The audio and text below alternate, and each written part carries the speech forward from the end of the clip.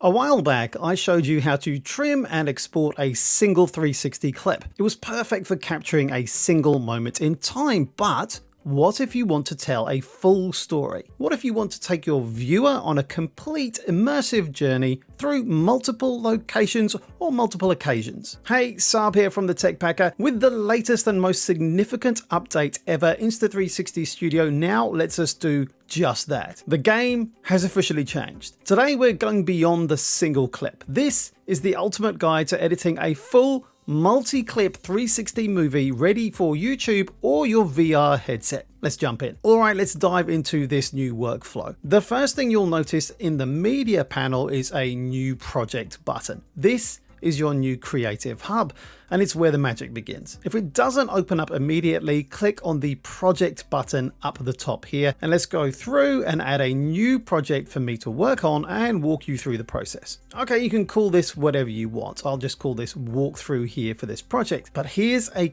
critical thing. You need to set this up as a 2:1 360 panorama project. That's critical to set this up as a 360 video. You can leave frame rate as auto match, but for performance, I highly recommend working with proxy files. To speed up your workflow, especially if you're dealing with a lot of files or if your clips are quite long, this is a great idea. Personally, I like to use 720p proxies, but you can choose a lower res 480p proxy if you need to or prefer to. It's actually generated a bit quicker too. This generated lower resolution temporary file for you to work with on your timeline is a lot easier and snappier for your computer to work with. You'll experience much less lag and processing wheels during your editing. It may take a few minutes or up to an hour or so depending upon the length of your clips to generate the temporary proxy files, but it's worth the wait. And your final export won't be affected. Studio will map your edits to the original file, so you'll get a full resolution export, but get the convenience and speed of proxies during your edit. Okay, once you've set up your project parameters, you can now import your files. You can do this from whatever library you already have set up, or you can select the files now while you build your project, and that's what I'm going to do here. So I've selected these 4 files, and you can see these little circles at the bottom here. That's showing the progress of the temporary proxy files being generated. It'll take a few minutes, but as I say, it's worth it, especially if you have a slightly older computer. Okay, done. All my proxies are set up now. Now this step also opens up a proper video timeline at the bottom, which is where we'll build our story. Now, instead of working on one clip at a time, we can drag in multiple 360 clips, or I can click on this plus icon that appears when I roll the mouse over the project media here, but I prefer the control of dragging so I can choose where to drop it into my timeline. I'm going to bring in 3 different shots here from a recent trip. Just like a professional editing app, I can now build my sequence. I can reorder the clips just by dragging them. I can trim the start and end of each clip right here on the timeline to get the pacing just right. And if I need to make a cut in the middle of a clip, I can use the split tool here. And I can delete what I don't need. But a story is more than just a series of hard cuts. To make it flow, we'll need transitions. If I click between 2 clips, I can now add a transition like a simple cross dissolve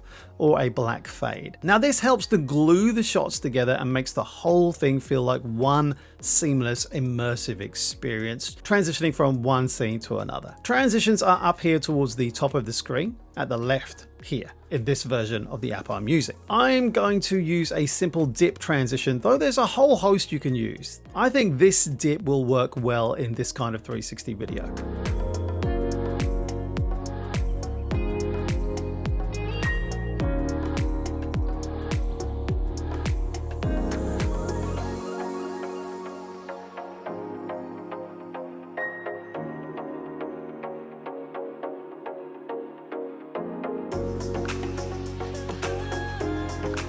If you look to the left here, there's a neat storytelling addition as well as multi-clips for 360 video. You can now add text as well as transitions. So this is a great way to add extra information, maybe about your location or the people in your video, and it will appear in your video as people look or scroll around. It's a great way to add information or even commentary on what you're showing to your audience or community.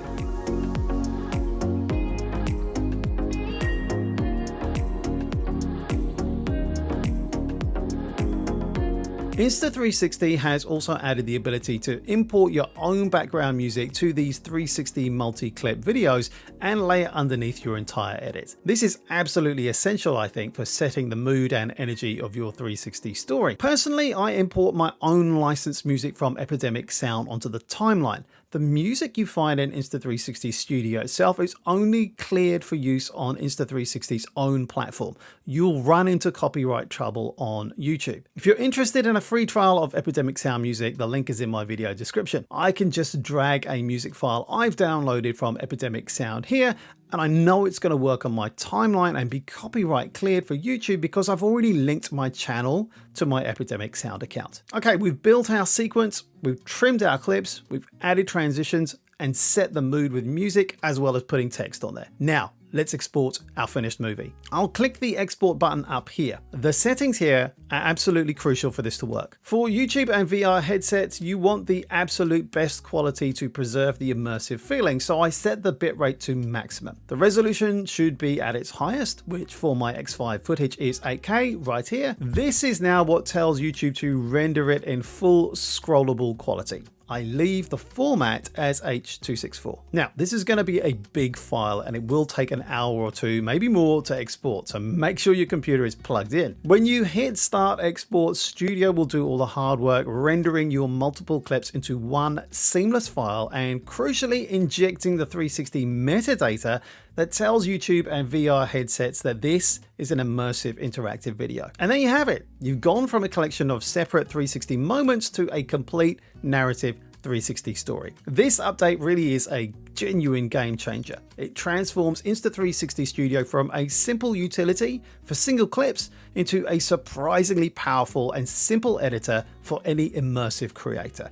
It finally allows us to move beyond just capturing a scene and start telling a real story in 360.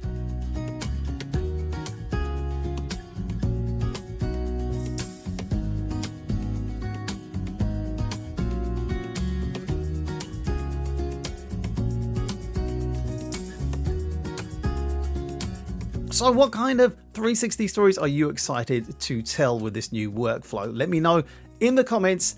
And if this ultimate guide was helpful, get subscribed because there's always more to explore just up here.